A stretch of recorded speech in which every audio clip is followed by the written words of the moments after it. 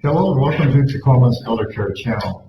My name is Bob Michaels and I'm proud to be your host. Thank you for tuning in. A question I often get asked is just what are the 5 basic estate planning documents that everyone needs, and particularly a married couple? And I'm going to run through those very quickly for you so that we can have that basic understanding. The first one, of course, is what we call a last will and testament. A last will and testament is what it is referred to as an instructive instrument, meaning it sets forth your wishes as to what's to happen to your estate when you pass away. When we pass away, we all have this thing called an estate that's comprised of all of our property. A will directs who will handle your estate, to handle your estate without a bond.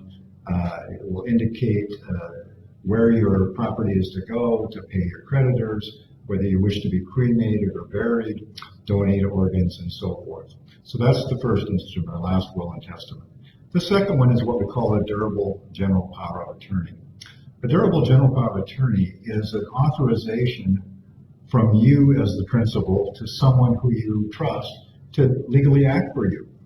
A durable general power of attorney for financial matters is so critical because if something were to happen to you and either a spouse or a loved one could not step in and contact creditors, speak with the hospital and so forth, you have no one to basically act for you, and we're into such things as guardianships and that sort of thing.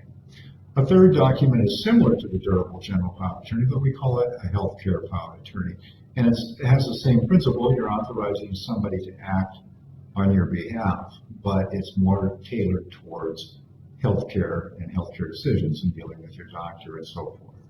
The third document we all must have is what's called a healthcare directive or living will. I call them healthcare directives so it's not confused with a last will and testament.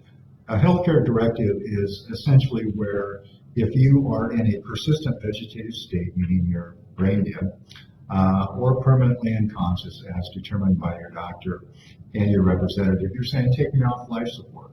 And if you pass away, most of that document doesn't apply. But once taken off life support, if you continue to live, then at that point, you're indicating your preference to be artificially provided food, water, comfort provisions, and extraordinary life savings. So that's the fourth document. The fifth document, if you're married, is what's called a community property agreement. In Washington, it's a community property estate. And if you have a community property agreement, it eliminates, in most cases, the need to probate upon the first spouse to die, particularly where you have a house that you own with your spouse, and when you die, of course, half the house would be owned by your estate, the other half by your spouse. Doesn't automatically vest in the spouse unless you have a community property agreement. So if you're married, you need a last will and testament, a durable general power of attorney for financial matters, a healthcare power of attorney for financial matters, a healthcare directive, and a community property agreement.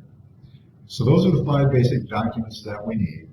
If there are any questions, please feel free to give us a call. Again, I'm Bob Michaels. I'm here at Smith Alling, a law firm in Tacoma, Washington that emphasizes these type of matters, and I can be reached at 253-627-1091. Thank you.